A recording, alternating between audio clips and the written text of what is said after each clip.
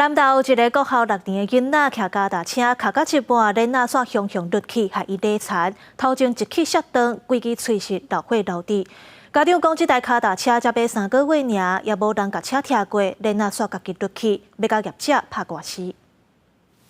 查某囡仔骑脚踏车，路边看起来真好势，嘛无涂空，也毋过头前链线雄雄落去，人全摔倒。查甫囡仔的面流血流滴，也佫落一支门起。家长即支敢若是这台脚踏车安全性有问题。你连走平路车轮都可以飞出来，何况是在爬山的过程中？那再来这个状况的话，其实这产品这样子，基本上现在都没有人敢骑。代志发生伫10月17暗时8点左右，住伫南投埔里姓陈的查甫囡仔，迄当阵甲伊的弟弟拍球拍煞，当要转去厝。毋过脚踏车头前链煞雄雄落去，互伊摔倒。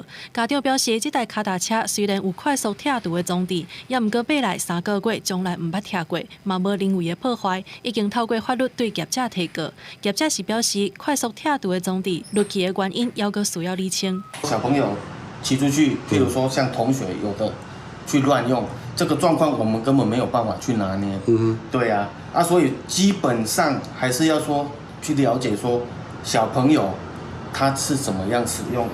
国内脚踏车运动真生行，真侪车型为着要方便人载，所以拢有设计快速拆除的装置。也毋过学者表示，快速拆除虽然利便，使用的方式甲零件的保养嘛真重要。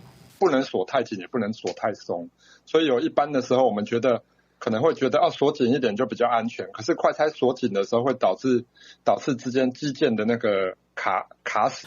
学者表示，若准车主无要换链仔，也是载车的需求，建议也是选择固定性的装置较安全。有快速拆除装置的脚踏车，咧骑进前应该要检查零甲按的程度，零件的完整也有保养，嘛需要确认才通好骑出去。记者综合报道。